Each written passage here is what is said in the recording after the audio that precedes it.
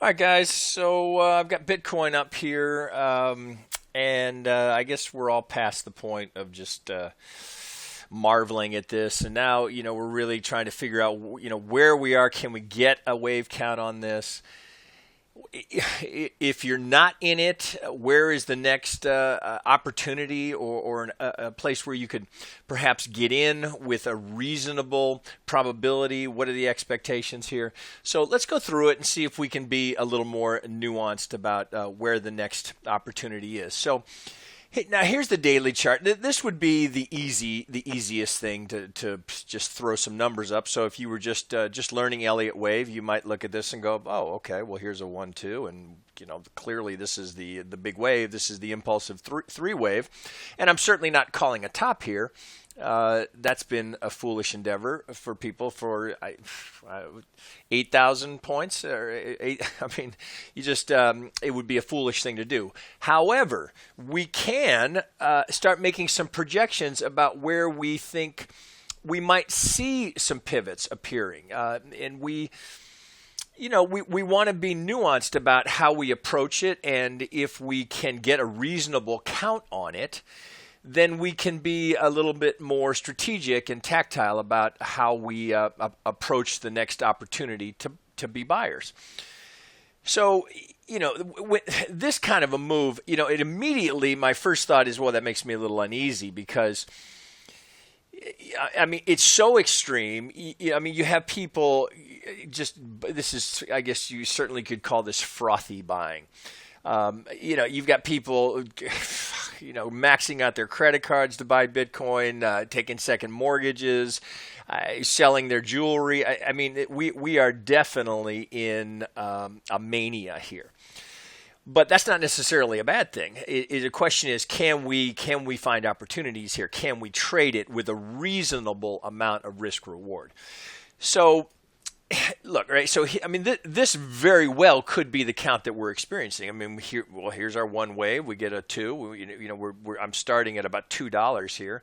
So, if you were looking at that and you were just being very rudimentary in your analysis, you could just say, all right, well, maybe we're topping out here. We went up to 9,700. A lot of people are expecting 10,000. That's a nice, juicy, round number, and the market likes those. But let's take a look here. So, if that were the count, well, then we'd be looking for a four wave somewhere down around 6,000. That would be your 38. You've got a fairly wide range here, right? So if you were trying to be considerate of where the probabilities are, we know a fourth wave between the 38 and the 50. So that's your high probability zone, but you've got about over $1,000 range there. So we want to be a little bit more precise in terms of where we're looking for entry. So first we need to qualify whether or not that could be a top. Could that be the third high? Well, let's take this off. So I guess part of what I'm trying to say is that there's been a whole lot of trading, from here. Where's this high here? From, you call it 1,100 to 9,700, and there's a lot of structure in here that we can use to our benefit with a little bit of fib knowledge and some of the Elliott wave rule set to help guide us in terms of where we are and where we potentially could be looking for a pivot. So, okay, so let's move this off here so I can let me take this off. Okay, so I've got a couple of things marked here. So first thing we got to do is, you can't ignore all this early trading. So I mean, it's somewhere in the larger context, it has meaning of where we are relative to the largest degree. So we can't just ignore it. So we got to try and count it and see if we can figure out where we are. So there it is. Let me take it. Let me take it to my primary, and I think this will be a little bit easier to see.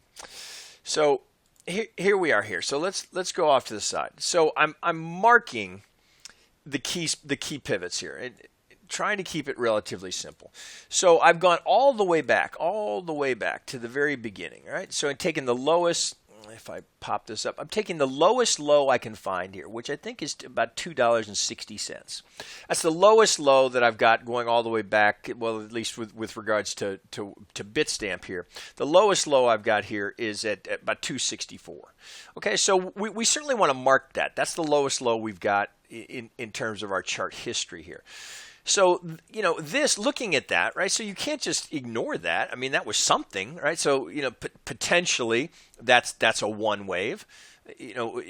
Of course, I'm not going to go through the subdivision of this all the way back to 2014, but we had some sort of significant pivot there, and then we came down and we made a correction, right? So we see we get a big ABC, and we actually keep going, and so here's the next low that's meaningful here. So potentially this is our two wave here. So I'm just going to mark that off. The significant swings. So this is our absolute bottom. This is potentially our one high. And we start working to the side. Now you've got to consider the context of where we were at that time. So a move, from 150 to almost 800, that was enormous. I mean, just percentage-wise, that was insane, and people were very excited about that. But if we're trying to get a handle on it, can we get a count here that makes sense? So from this too low, we can start to see we're getting some subdivision here that we can't ignore. So if that's a 1 back here, and this is a 2, well, we're looking to qualify our third. So minimum, we want to see 100% of the length of the one wave to give us a target for our third. So let's just measure that out and see if we can make that work. So here I'm just working from my lowest pivot here, and I'm going up to my potential one wave high, and I'm going to my two wave low. A, B, C, right? We've got good subdivision down there. And you see over here we get just beyond the 100%. So we know that if this were to be a 3, it qualifies per Elliott rule set as it would not be the shortest wave. So potentially what we have here is a third wave high. And we can see we had 1, 2, 3. We had great subdivision. Could have actually been 1, 2, 3, 4, 5. You've got a number of scenarios here. But the main thing I'm looking for, I'm not trying to go back and work through the subdivision here.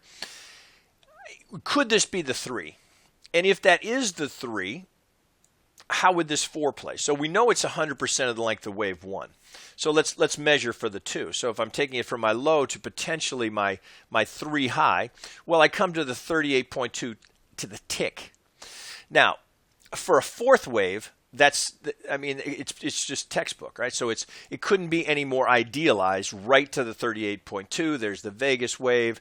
I mean, it plays perfectly. So we have a potential fourth wave here per probability counts of what we'd be looking for in a fourth wave. Well, if that's my fourth, well, then I'm looking for my fifth. So, now, of course, we know what's coming here, and I'm just sort of dragging as we go here to set this up for kind of the work that you need to do to get a handle on where we may be in this count. So that plays, if here's my 4, well, here's a potential 5. So we're extreme. We've gone, here's the algo target. We're to and through all of it. So when that's the case, we can start to measure potential wave 1 relative to wave 5. So let's just out of curiosity. So let's go back to our absolute low. Get on it. There's my 1 projected from my 4. Well, we go right into that little window. There's the 1618. You see, we ticked just a little bit before it. Then we had one more final swing to complete. So likely you had a 1, 2, 3, 4, 5 to complete the fifth up here. So that being the case, I've marked that pivot high. We have a completed 5-wave sequence. Right? So that's at 29. What are we at? 2987 per Bitstamp. And then we get this big sell-off. So could that work? If that's a completed 5-wave structure, well, then we have potentially a 1-wave in place. So this is our first 1, 2, 3. We know that qualifies because it's longer than this wave. We had the perfect 4 at the 38.2, and we go up and we get that little window between the 1618 and 175, which is more commonly found as a target for a third wave. But at least we're technical here. So we hit that, and we can, per all Elliott rule set here, we've got a potentially completed 5-wave impulsive structure to give us a 1-wave. All right, well, if that's the case, let's consider the 2-wave. So looking at this, if that's a 1-wave, well, again, we get the 38.2, I mean, almost to the tick. It goes through by a couple of ticks. Now, that's shallow for a second wave, but we know it does happen. In strong bull markets like we're experiencing here, that can be the case.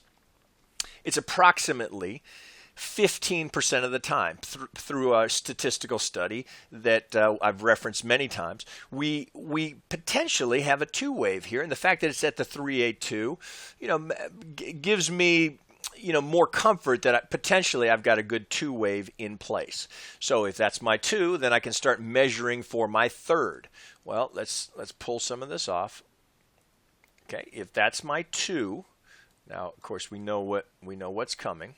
All right, so let me pull all of this off. It's amazing. Okay, so there we go.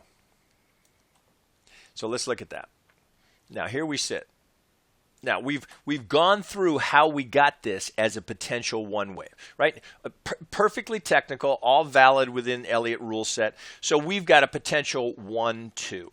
Well, if that's the case, then we're measuring for our 3rd wave, right? And this is just standard ops, how you would go about doing it. So I'm going back to my lowest low here. Remember, I marked that. That's my lowest low, so I can just pull from here.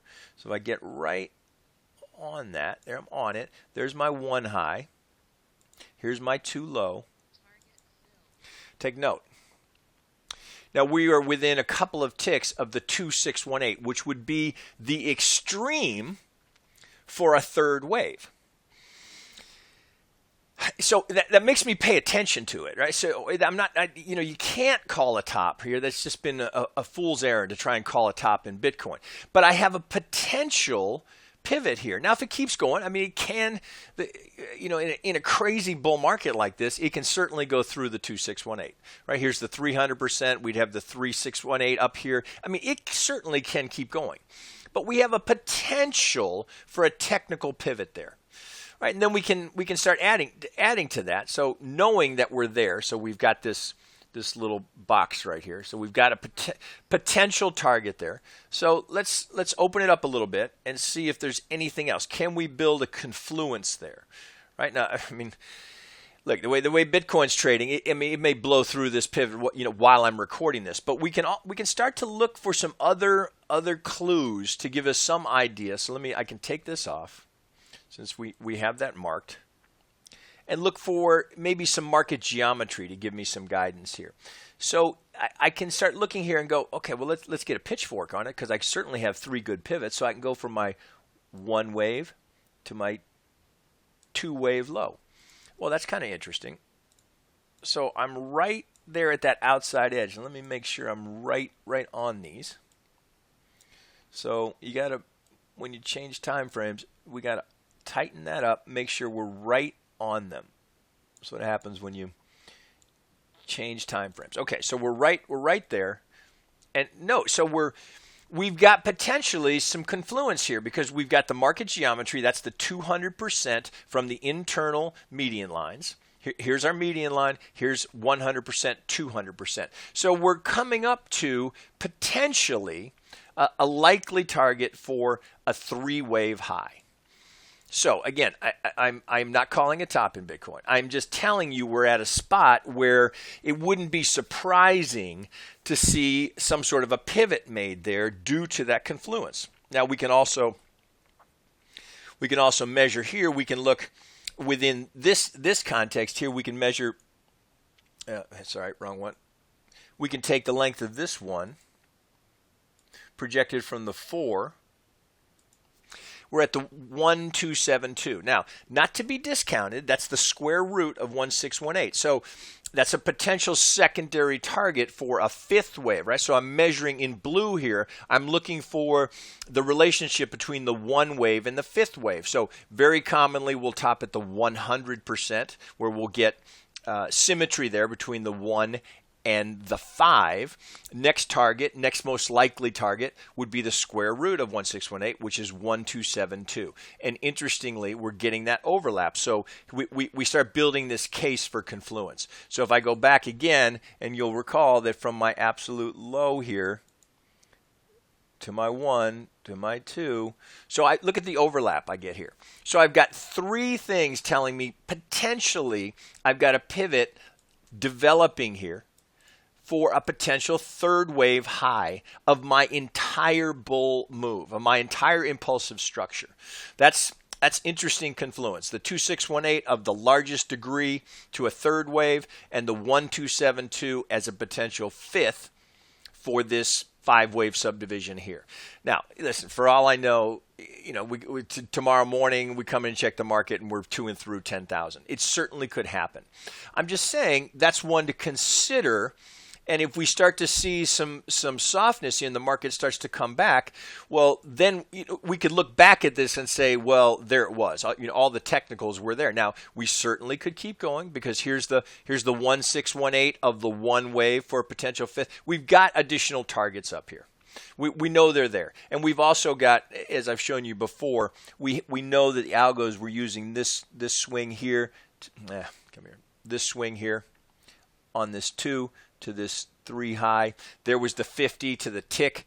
And now here's the negative 23. We're to and through it. Here's the negative 618. So potentially, you have a little extension here. That would be 10,000. That would be just 10,114.